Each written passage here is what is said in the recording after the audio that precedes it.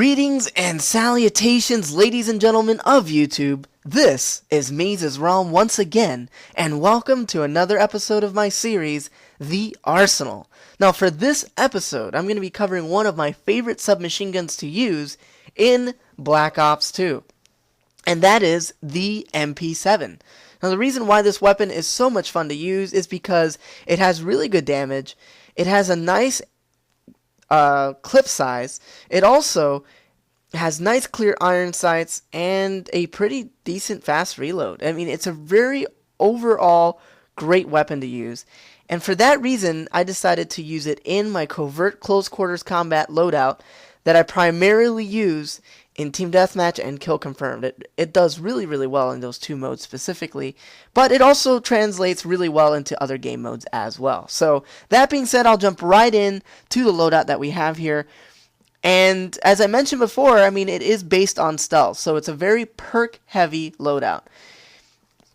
Now, for the attachments that I have on this class, I'm using the suppressor and the foregrip. Now, the reason why I'm using the foregrip is because it really works well on the MP7 because it helps with long-range firefights, and it also helps us stay on target when we're flinching from enemy gunfire. And this is primarily noticeable on the MP7 more than any submachine gun when you have the foregrip equipped for some reason. And that's the whole reason why I'm using this attachment instead of using the toughness perk. So the perks that we actually have selected here are Ghost, Cold-Blooded, Scavenger, Dead Silence, and Dexterity. And the reason why we could stack up the Tier 2 perks into Tier 3 perks are because of the wild cards Perk 3 Greed and Perk 2 Greed. So now let's jump over to the gameplay that we have here. This gameplay was on the map Slums, and I joined in right at the beginning of the match. We were down by 2, and I decided to take the fast route because I didn't really have to worry about being spotted on a target finder or on a UAV. So this class actually works really well for situations where you're joining a match in progress, or they are, camping with target finders or something like that. It really helps with players that are like that because you are very stealthy. People will not hear you coming, and when you fire, people won't hear you. It's just a really good class the way that we have it set up, and that's just really great for Team Deathmatch and Kill Confirmed, or modes where you have to get to an objective in a very covert way. And that is exactly where the MP7 shines, more so than most submachine guns when they are suppressed. It maintains a really good damage even when a suppressor is equipped. So now back to the gameplay. You see that we're down by only a few points and we just took the lead. And now I'm really trying to play a little bit more cautiously because I noticed that my teammates were very oblivious in this match. I mean, at one point of the match, I should say, there was a teammate that was right by an enemy and did not notice him at all. So I noticed that both the enemies and the teammates that I had on my team were very unaware of their surroundings. And that is a really good thing to keep in mind when you have a loadout like this one. It just works really well. The only time that this loadout might not do the best is when you are going against some guy that has already gotten his shots on target and has a really high damage weapon.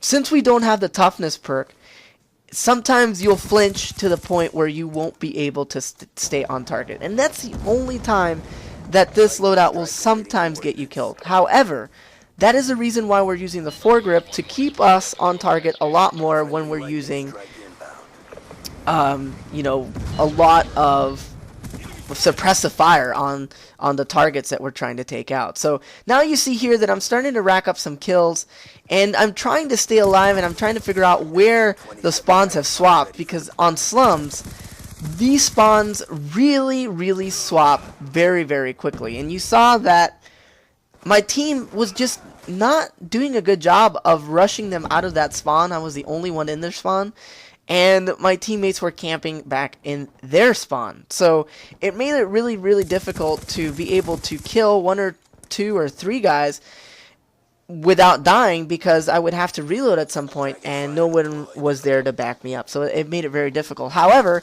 I did end up getting all of my point streaks, and then I started to go on a tear with one of my favorite kill streaks to use in Black Ops 2, and that's the Dragonfire. I know a lot of people don't like the Dragonfire, but I love the Dragonfire. I'm really good with it. I usually get a lot of kills with it, but they actually shot me down some way.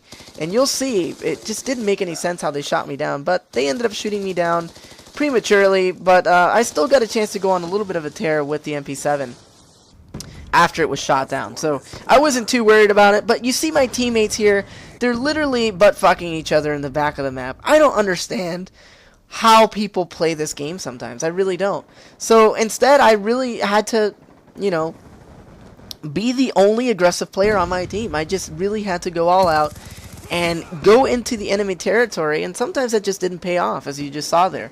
Sometimes I would just get overwhelmed. So the fact that we were up by quite a bit of points here was shocking, to be honest, because my team really wasn't helping me all that much. But anyway, now you see that, you know, we're starting to really pull away here on this match. We're starting to pull away.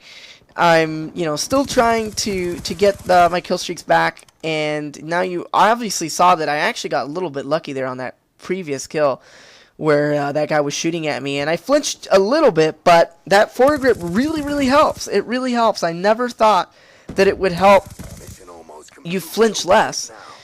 But it just seems to do that. I don't know if it's the placebo effect that Drifter likes to talk about or not, but I just found it to be a really good attachment on the MP7 a lot, especially when you're using the suppressor, because the suppressor seems to kind of add a little bit of recoil to the weapon. So the foregrip really works well with this weapon because it actually has a decent amount of recoil for a submachine gun, actually. It's easy to control the recoil, but you know, it definitely has that recoil, and if you hold down the trigger too long, it will really climb on you. So the foregrip also helps with that as well. And the suppressor obviously helps with keeping that muzzle flash away so that you can use those beautiful open-ended iron sights for your benefit. So I really sincerely hope that you guys like this loadout as much as I enjoyed using it. And, you know, leave a comment below and let me know if you guys enjoyed this loadout.